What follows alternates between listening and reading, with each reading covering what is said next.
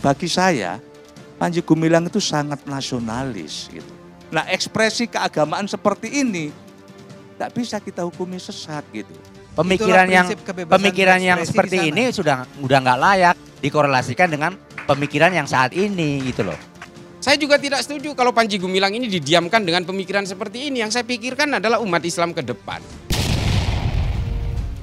Dua tokoh Islam moderat berdebat panas terkait kesesatan pemikiran Panji Gumilang. Muhammad Sofan, Direktur Ma'arif Institute, membela Panji Gumilang dan menganggap pemikiran Panji tidak layak dianggap sesat. Hal ini memicu kegeraman Islah Basrawi, Direktur Jaringan Moderat Indonesia. Islah mematahkan pernyataan Sofan yang membela Panji Gumilang dengan pernyataan mengejutkan ini. Saya coba menganalisa pikiran-pikiran Panji Gumilang itu. Bagi saya, Panji Gumilang itu sangat nasionalis gitu. Sangat nasionalis. Banyak sekali kan tuduhan-tuduhan yang dialamatkan kepada Panji Gumilang, lebih dari 10, Bang Karni. Salah satunya itu tadi, soal yang dikatakan oleh Ustadz Ihsan tadi itu. Soal apa? Soal keyakinan Panji Gumilang bahwa Al-Quran itu bukan kalam Allah tapi kalam Muhammad. Saya pikir redaksinya nggak begitu yang dikatakan oleh Panji Gumilang itu. Dia mengatakan, qala Rasulullah sallallahu alaihi wasallam fil Qur'anil Karim.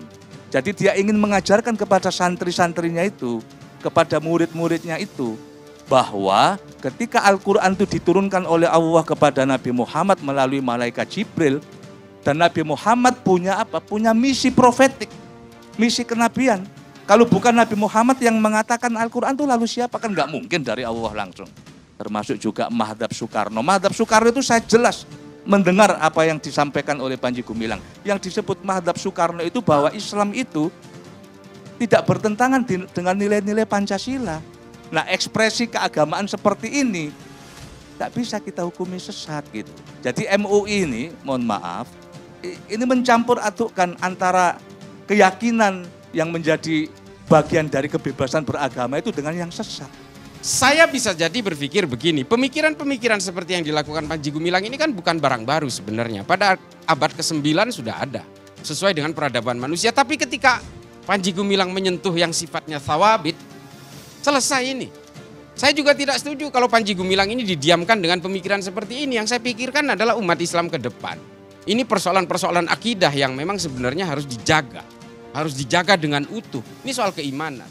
Nah, kalau orang cuma perbedaan fikih seperti mazhab-mazhab yang 4, ini kan rata-rata perbedaan fikihnya ada. Semua ada. Mungkin bisa dibilang persamaannya juga ya tidak banyak. Bahkan mereka cenderung ada perbedaan. Tapi ketika berbicara tentang simbol sakralitas dari keimanan, mereka semua harus sepakat. Nah ini yang membuat saya kemudian genealogi bagaimana kemudian Panji Gumilang ini melakukan proses metamorfosis dalam pemikiran. Kalau dia ini dianggap NII secara ideologi, mungkin iya. Tapi secara akidah menurut saya dia bukan NII banget. Makanya kalau Bu Leni bilang ini bertentangan dengan ajaran NII yang paling dasar, ya jelas bertentangan. Tapi ketika berbicara tentang kebutuhan uang untuk menghidupi pesantren dengan 1.200 hektar asetnya, ini menjadi berat buat dia sehingga dia akhirnya mengkonversi pemikiran-pemikiran dia untuk kepentingan dia. Kalau kemudian dibilang kebebasan berekspresi, mohon maaf Bang, saya ini yang paling sering dicap liberal. Karena saya terlalu permisif dengan perbedaan-perbedaan tafsir. Saya bahkan mengatakan kita semua di seluruh dunia ini bukan pemeluk agama. Kita semua ini adalah pemeluk tafsir-tafsir agama. Karena perbedaan tafsir di dalam semua agama dan kemudian melahirkan firqah-firqah itu bukanlah sesuatu yang tabu. Ini biasa kok. Tapi ketika ini menyangkut soal keimanan, ini tidak boleh didiamkan. Saya punya anak cucu. Agama Islam yang saya yakini hari ini bukan hanya untuk dipeluk saya hari ini. Ini harus dipeluk oleh anak cucu keturunan saya sampai berpuluh-puluh keturunan sampai kiamat. Tentang yang menganggap bahwa Quran itu bukan kalamullah. Tidak ada, jumhur ulama semua mengatakan Quran ini kalamullah. Gini, saya sudah baca, saya sudah mendengarkan alasan Panji Gumilang yang mengatakan lewat Jibril kemudian ke Nabi Muhammad kemudian menggunakan artikulasinya untuk kemudian dicatat atau dihafalkan. Itu kan proses kodifikasi Al-Quran seperti itu. Kalau saya mengatakan, Nabi Muhammad mengatakan dalam suatu hadis, Khairun nas anfa'uhum linnas. Apakah itu perkataan saya? Itu perkataan Nabi Muhammad yang diucapkan oleh saya. Artinya kalau Panji Gumilang mengatakan Quran bukan kalamullah, itu adalah qala Rasulullah fil Qur'anil Karim, ya secara akidah salah. Ketika saya membacakan hadis dari Rasulullah, ya itu bukan perkataan saya, itu perkataan Rasulullah. Kalau Rasulullah pun menyampaikan ayat untuk dihafal oleh para sahabat, atau dicatat di daun lontar, atau di pelepah kurma oleh para sahabat, apakah itu perkataan Nabi Muhammad? Bukan, itu perkataan Allah. Nah, ini yang diyakini oleh para jumhur ulama, bahwa kita tetap berpegang teguh kepada Al-Quran, bahwa Al-Quran itu adalah kalamullah. Wasekjen MUI juga turut geram dengan Muhammad Sofan yang menganggap Panji Gumilang tak layak dijerat hukum. Padahal, apa yang telah dilontarkan oleh Panji bertentangan dengan para ulama, bahkan tokoh-tokoh Islam moderat juga menganggap ajaran Panji Gumilang adalah ajaran yang menyimpang. Keyakinan, ajaran dari Syekh Panji Gumilang itu. Jadi kami berpendapat bahwa sepanjang itu tidak ada perbuatan-perbuatan yang menjurus pada kriminal, sepanjang itu pula kita tidak bisa mengatakan bahwa pikiran orang, keyakinan orang itu sesat.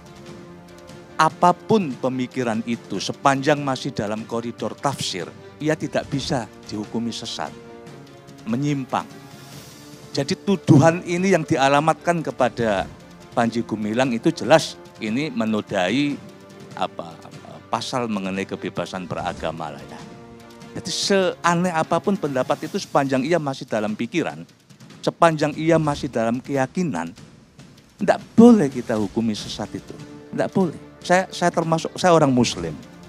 Saya mencoba untuk melakukan penafsiran terhadap ayat-ayat Al-Quran. Misalnya surat Al-Ma'idah ayat 48, itu jelas sekali dijelaskan di situ. Di akhir ayat itu Bang Karni. Saya cobain bacakan di sini. Ilallahi marji'ukum jami'ah fayunabbi'ukum bima kuntum fihi takhtalifun. Apabila terjadi perselisihan di antara kalian berdua sekelompok orang, kembalikan perselisihan itu kepada Tuhanmu. Tidak ada satupun orang yang bisa melabeli atau memberikan stigma teologis kepada orang itu, ini sesat, ini melanggar norma-norma agama, tidak sesuai dengan keyakinan mainstream. Kami tidak membicarakan Al-Ma'idah, karena itu sudah lama, sudah menjadi putusan hukum ya, yang berkaitan dengan masa yang lalu, seperti Ahmad Musadek misalnya juga sama ya, telah dijatuhi hukuman pidana. Kemudian dengan gavatarnya itu kan. Nah, kalau dibiarkan apakah ini bukan menjadi problem pemerintah dalam rangka negara kesatuan Republik Indonesia? Tentu mengganggu. Yang kedua, Lia Aminuddin dengan kerajaan Tuhan juga telah divonis di penjara. Nah, kenapa? Ya tadi mengganggu, ya kan, mengganggu ketentraman masyarakat, dan itu tidak boleh juga negara membiarkan. Kemudian itulah adanya negara, Bang. Kemudian satu lagi yang terakhir, Muhammad Kece misalnya. Ya memang orang-orang seperti ini ya harus mendapatkan ganjaran berupa hukuman. Kalau dibiarkan itu tadi mengganggu, bukan hanya mengganggu umat Islam, tapi mengganggu stabilitas, mengganggu kondisivitas masyarakat. Nah, ini saya kira sudah benar kalau kemudian negara melakukan perannya ya, menghentikan perbuatan-perbuatan seperti itu. Nah, masyarakat sekarang kan sudah jelas nih, ya kan? Poinnya adalah artinya masyarakat yang beragama bukan pada saat itu di mana masyarakatnya masih jahiliyah, beda dong. Enggak, kondisinya. Jadi pemikiran yang seperti ini sudah nggak layak dikorelasikan dengan pemikiran yang saat ini gitu loh.